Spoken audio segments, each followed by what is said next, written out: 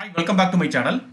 கடந்த ஒரு வருஷத்தில் கோல்டுக்கு நிகராக ஒரு மெட்டல் அதிக ரிட்டர்ன்ஸ் கொடுத்துருக்குன்னா அது சில்வர் தான். இதனாலேயே பார்த்தீங்கன்னா நிறையா இன்வெஸ்டர்ஸ்க்கு வந்துட்டு லாங் டேர்மில் கோல்டுக்கு பதிலாக சில்வரில் இன்வெஸ்ட் பண்ணலாமா, இல்லை கோல்டோட சேர்த்து சில்வர்லேயும் இன்வெஸ்ட் பண்ணலாமாங்கிற மாதிரியான தாட் ப்ராசஸ் எல்லாம் நிறையா வர ஆரம்பிச்சிருக்கு. இதுக்கு காரணம் என்னென்னு பார்த்தீங்கன்னா, இப்போ சில்வர் அபரிமிதமாக கொடுத்த ரிட்டர்ன்ஸ் தான்.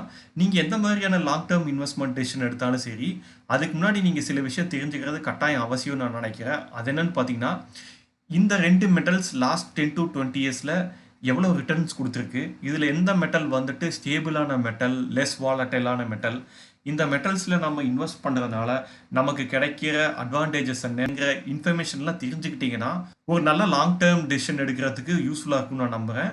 ஸோ இந்த இன்ஃபர்மேஷன்ஸை தான் இந்த வீடியோவில் உங்ககிட்ட நான் குவிக் அப்டேட்டாக கொடுக்க போகிறேன். வாங்க வீடியோவுக்கு போகலாம். கடந்த சில நூற்றாண்டுகளாக பார்த்தீங்கன்னா மக்கள் பெரும்பாலும் சேமித்து வைக்கிற ஒரு மெட்டல் எதுவாக இருந்திருக்குன்னு பார்த்தீங்கன்னா கோல்டு தான். இது மட்டும் கிடையாது, ஒரு நாட்டில் இன்ஃப்ளேஷன் வரும்போதோ, இல்லாட்டி குளோபல்லி எக்கனாமிக்கல் அன்சர்டனிட்டி வரும்போதோ, இல்லாட்டி ஒரு வார் வரும்போதோ, இல்லை ஒரு பேண்டமிக் வரும்போதோ, ஒவ்வொரு நாடுமே பார்த்தீங்கன்னா அதிகமாக வாங்கி குவிக்கிற ஒரு மெட்டல் எதுன்னு பார்த்தீங்கன்னா கோல்டு தான். ஏன்னா இப்படி கோல்டை அதிகமாக வாங்கி குவிக்கும் போது தான் ஈவன் இந்த இன்ஃப்ளேஷன் டைமில் கூட அவங்களோட பர்ச்சேசிங் பவருங்கிற ப்ரிசர்வ் பண்ண முடியும். சில்வருங்கிறது பார்த்தீங்கன்னா எல்லா இடத்துலையும் ஈஸியாக கிடைக்கிற ஒரு மெட்டலாக இருக்குது. பட் கோல்டுங்கிற ஒரு கோல்டு மைண்டில் போய் டிக் பண்ணி எடுக்கிற ஒரு மெட்டல். இது பார்த்தீங்கன்னா அவைலபிலிட்டி ரொம்ப கம்மியாக இருக்குது வென் கம்பேரிங் டு சில்வர். இதனால தான் பார்த்தீங்கன்னா கோல்டோட ப்ரைஸுங்கிற சில்வர் ப்ரைஸை விட ரொம்ப ஜாஸ்தியாக இருக்குது.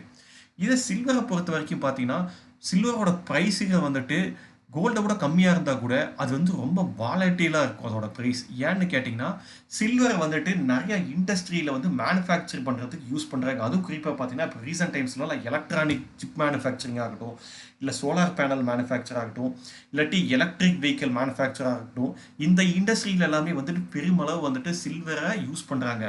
இதனாலேயே பார்த்தீங்கன்னா இண்டஸ்ட்ரியல் டிமாண்டுங்கிறது அதிகரிக்கும் போது சில்வரோட ப்ரைஸ் ரொம்ப வாலட்டைலாக இருக்குது. அப்போ சில்வரோட ப்ரைஸ் மேல் நோக்கி போகுது. இதே ஒரு எக்கனாமிக்கல் ஸ்லோ டவுன் வருது, இல்லை இண்டஸ்ட்ரி எல்லாம் ரொம்ப வீக்காக இருக்கும்போது என்ன ஆகுதுன்னு பார்த்தீங்கன்னா சில்வரை இண்டஸ்ட்ரீஸ் வாங்குறத கம்மி பண்ணிடுவாங்க. அப்போ என்ன ஆகுன்னு பார்த்தீங்கன்னா சில்வர் மேலே இருக்கிற டிமாண்டுங்கிறது ஆட்டோமேட்டிக்காக கம்மியாகும். அப்போ அதோட ப்ரைஸ் டப்புன்னு கீழே இறங்கிடும். வேற சில்வர் மாதிரி கோல்டு எந்த ஒரு இண்டஸ்ட்ரியல் டிமாண்டை சேர்ந்து கிடையாது. அதோட ப்ரைஸுங்கிறது இண்டஸ்ட்ரியல் டிமாண்டை டிட்டர்மைன் பண்ணி கிடையாது. இதனாலேயே பார்த்தீங்கன்னா கோல்டுங்கிறது லெஸ் வாலட்டைலாக இருக்குது. இதனாலேயே பார்த்தீங்கன்னா நிறைய வளர்ந்த நாடுகள், எக்கனாமிக்கலி ஸ்ட்ராங்காக இருக்க நாடுகள் பார்த்தீங்கன்னா சில்வரை விட கோல்டை அதிகமாக வாங்கி குவிக்கிறாங்க. இந்த டேபிளில் பார்த்தீங்கன்னா உலகத்தில் அதிகமான கோல்டு ரிசர்வ் வச்சுருக்க டாப் 10 கண்ட்ரிஸ், அதே மாதிரி வேர்ல்டில் அதிகமாக சில்வர் ரிசர்வ் வச்சிருக்க டாப் 10 கண்ட்ரிஸ். இதில் கோல்டு அதிகமாக ரிசர்வ் வச்சிருக்க கண்ட்ரி எதுன்னு பார்த்தீங்கன்னா one of the strongest economy இந்த வேர்ல்டாக இருக்க யுனைடெட் ஸ்டேட்ஸ் ஆஃப் அமெரிக்கா. கிட்டத்தட்ட 81,33,500 கிலோ கோல்டு ரிசர்வ் அவங்க வச்சிருக்காங்க. அதுக்கு அடுத்து பார்த்தீங்கன்னா Germany, Italy, France, Russia, China, Switzerland, Japan, India, நெதர்லாண்ட்ஸ்னு எல்லாமே ஸ்ட்ராங்கான எக்கனாமி இருக்கிற நேஷன்ஸ் தான் கோல்டு அதிகமாக வச்சுருக்காங்க. இதே சில்வர் பார்த்தீங்கன்னா பெரு, Australia, Russia, China, Poland, Mexico, Chile, Argentina, again United states, Bolivia, இந்த மாதிரி நாடுகள் ரிசர்வ் அதிகமாக வச்சுருக்காங்க. ஸோ இப்படி வளர்ந்த நாடுகள் எல்லாமே பார்த்தீங்கன்னா கோல்டு ரிசர்வை அதிகமாக வச்சுருக்காங்க. அதுக்கப்புறம் இந்த லீஸ்ட் எக்கனாமி இருக்கிற கண்ட்ரிஸ் எல்லாம் பார்த்தீங்கன்னா சில்வரை அதிகமாக ரிசர்வ் வைக்கிறாங்க. இருந்தாலும் சில வளர்ந்த நாடுகளும் கோல்டுக்கு இணையாக சில்வரையும் அதிக அளவு ரிசர்வ் வச்சுருக்காங்க. இது காரணம் என்னன்னு பார்த்தீங்கன்னா இன்ஃப்ளேஷன் வரும்போதோ, இல்லாட்டி ஒரு குளோபல் அன்சர்டனிட்டி வரும்போதோ, ஒரு எக்கனாமிக்கல் கிரைசிஸ் வரும்போதோ, ஒரு வார் வரும்போதோ இவங்களோட பர்ச்சேசிங் பவர் எந்த அளவும் டேமேஜ் ஆகாமல் இருக்கிறதுக்காகவும், எக்கனாமி ரொம்ப வீக்காகாமல் போகிறதுக்காகவும் தான் கோல்டை அதிகமாகவும் சில்வர்லையும் கன்சிடரபிள் எக்ஸ்போஷர் ஒவ்வொரு நாடுகளும் வச்சுக்கிட்டு இருக்காங்க.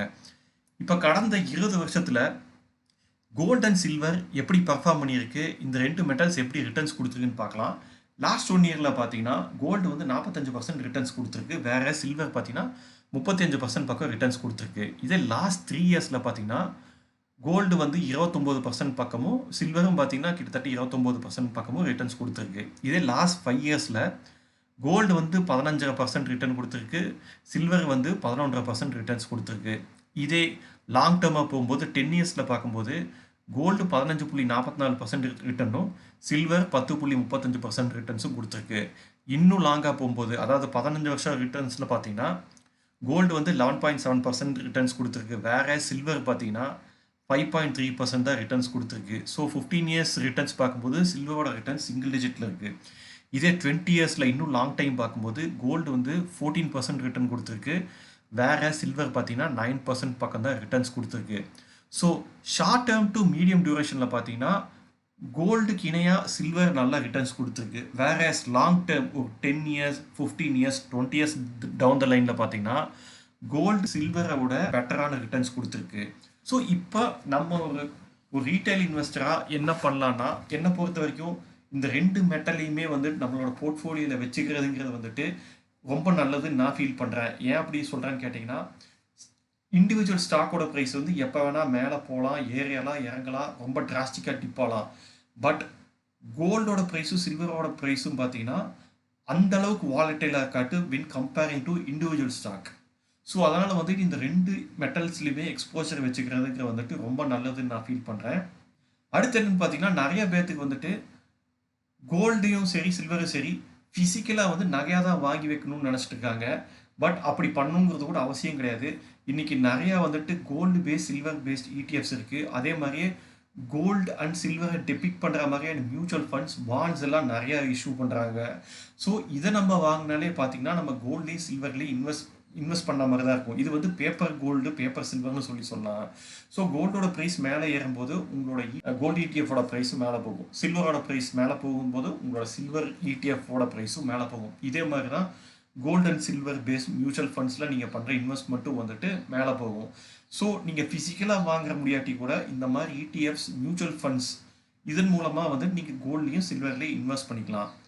அதே சமயத்தில் இப்போ நம்ம பார்த்தோம் ஆல்ரெடி கோல்டு பார்த்தீங்கன்னா லாங் டேர்மில் வந்துட்டு 15 to 20 இயர்ஸில் வந்துட்டு ஒரு நல்ல ரிட்டர்ன்ஸ் கொடுத்துருக்கு. இதே சில்வர் பார்த்தீங்கன்னா கோல்டு அளவுக்கு ரிட்டர்ன்ஸ் கொடுக்கல. ஸோ இதுலேருந்து கிளியராக நம்ம ஒரு விஷயம் தெரிஞ்சுக்கலாம். நீங்கள் ஷார்ட் டேர்ம் டு ஒரு மீடியம் டேர்ம் ஒரு 1 year to 5 yearsங்கிற ஒரு ரேஞ்சில் பார்த்தீங்கன்னா கோல்டில் இன்வெஸ்ட் பண்ணலாம், சில்வரில் இன்வெஸ்ட் பண்ணலாம். ரெண்டுலேயுமே ஓரளவுக்கு கிட்டத்தட்ட ஒரே மாதிரியான ரிட்டர்ன்ஸ் கிடைக்க வாய்ப்பு இருக்குது. ஆனால் நான் ஒரு 10 வருஷம் 15 வருஷம் 20 வருஷத்துக்கு நான் தொடர்ந்து இன்வெஸ்ட் பண்ண போகிறேன்னா என்னை பொறுத்த வரைக்கும் சில்வரை விட கோல்டில் அதிக எக்ஸ்போஷர் வச்சுக்கிறது வந்துட்டு ரொம்ப நல்லது. ஏன்னா வந்து கோல்டோட ப்ரைஸுங்கிற வந்து லெஸ் வாலட்டைலாக இருக்கும். ஸோ அதனால் வந்து கோல்டோட ப்ரைஸ் வந்து லாங் டேர்மில் டிப்பானால் கூட வந்துட்டு பெரிய அளவு டிப் ஆகாது. நம்ம வந்துட்டு ஒரு லாங் டேர்மில் கூட ஒரு 15% 16%ங்கிற வந்து ஒரு ப்ராஃபிட்டுங்கிறது கோல்டில் நம்மளால் பண்ண முடியும். ஸோ இதுதான் என்னுடைய ஸ்ட்ராட்டஜியாக இருக்கும். இப்போ நான் வந்துட்டு கோல்ட்லேயோ சில்வர்லேயோ இன்வெஸ்ட் பண்ணுறதா இருந்தால் உங்களோட ஸ்ட்ராட்டஜி என்னங்கிறத நீங்கள் மறக்காமல் கமெண்ட் செக்ஷனில் சொல்லுங்கள். மீண்டும் வேறு ஒரு வீடியோவில் சந்திக்கலாம். அது வரைக்கும் பாய்.